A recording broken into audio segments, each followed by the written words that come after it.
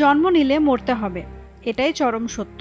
তবে মৃত্যু কেমন, এর পরেই বা কি হয়, সেই অভিজ্ঞতা আগে থেকে পাওয়া সম্ভব নয়।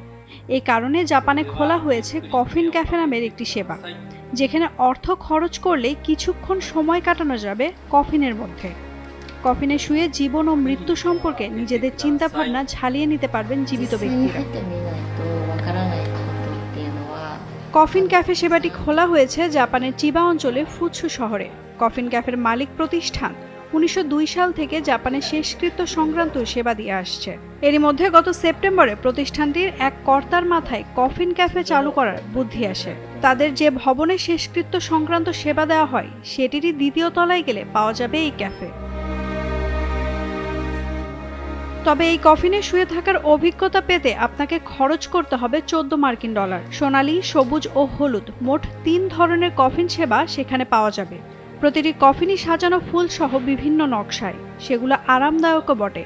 এরই মধ্যে অনেকেরই নজর কেড়েছে এই কফিন ক্যাফে, এমনকি অনেক প্রেমিক প্রেমিকাকেও কফিনে শুয়ে সেলফি নিতে দেখা গেছে।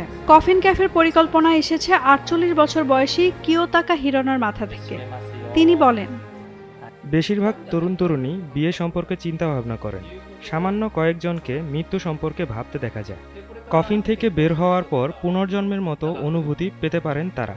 এ থেকে নতুন করে জীবন শুরু করার অনুপ্রেরণা পেতে পারেন তারা।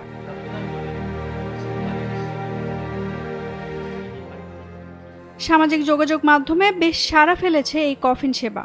যেমন এ নিয়ে একজন মন্তব্য করেছেন, এটি খুব ভালো হয়েছে, একেবারে জাপানি ধারায় তৈরি।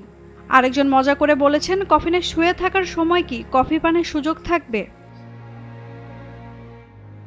কাজিয়া হুনটেন আন্ত্যেষ্টিক্রিয়ার সংস্থার সভাপতি কিয়োটাকা হিরানো ব্যাখ্যা করেছেন যে ক্যাফেটির লক্ষ্য তরুণদের মৃত্যু অনুভব করা এবং উত্তর দেওয়া তারা কী ধরনের বিদায় চায়। এই কফিন ব্যবহারকারী হিরানো নিজের অভিজ্ঞতা শেয়ার করে জানান, তার বাবা 56 বছর বয়সে মারা যান। তিনি নিজেও একজন ফিউনারেল ডিরেক্ট হলেও তখন কিছু করতে পারেননি। তিনি বলেন, আমি সবসময় ভাবি আমি যখন মারা যাব তখন আমার পরিবার যেন চিন্তিত না হয় এবং আমি যেন আনন্দের সঙ্গে বিদায় নিতে পারি।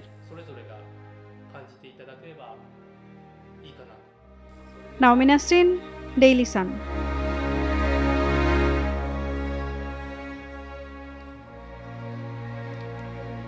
ゆっくり目を開けてください。